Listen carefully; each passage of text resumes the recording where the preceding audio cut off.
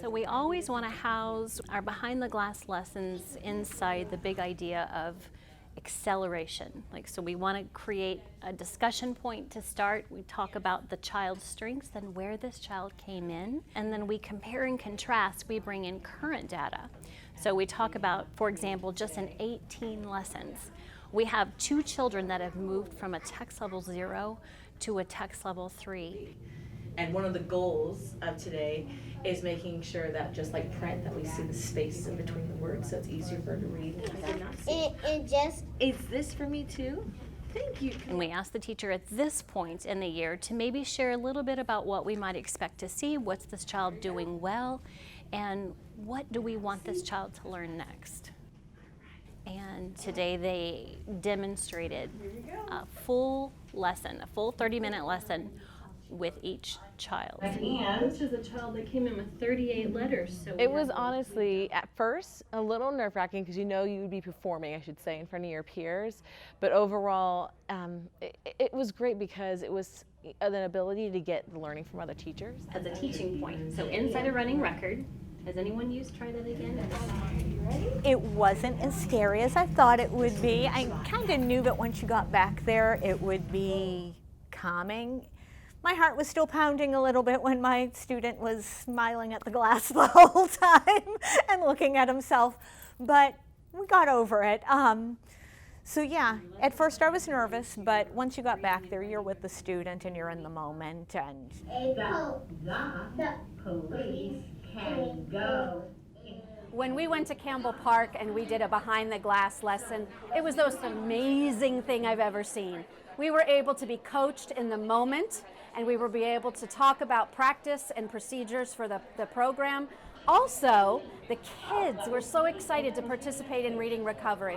It truly is an individualized program that will bring every child up to where they need to be. And I was most impressed with, because the teacher did not ever say, no, this is not right, I want you to do this or that. It flowed, where the child will make those self-correction on her own, and the smiles on her face as she was reading, even though she felt that she could not read. So we're always living in how is the child problem solving in reading and writing? So how are they using what they know to monitor? How are they using what they know to self-correct?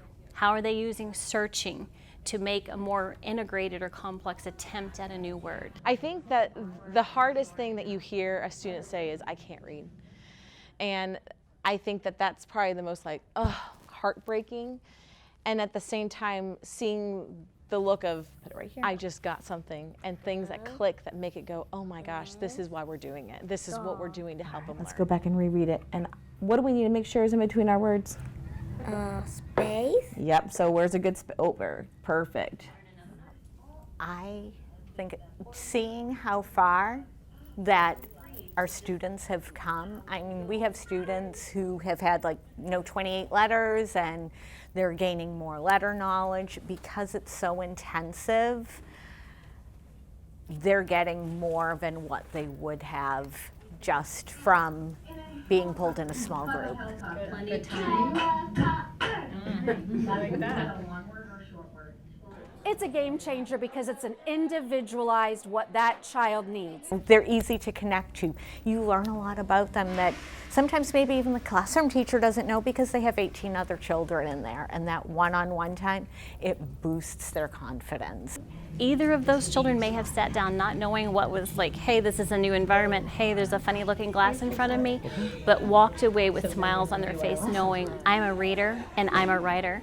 Seamlessly through reading and seamlessly through writing, both students lived in, I can do this.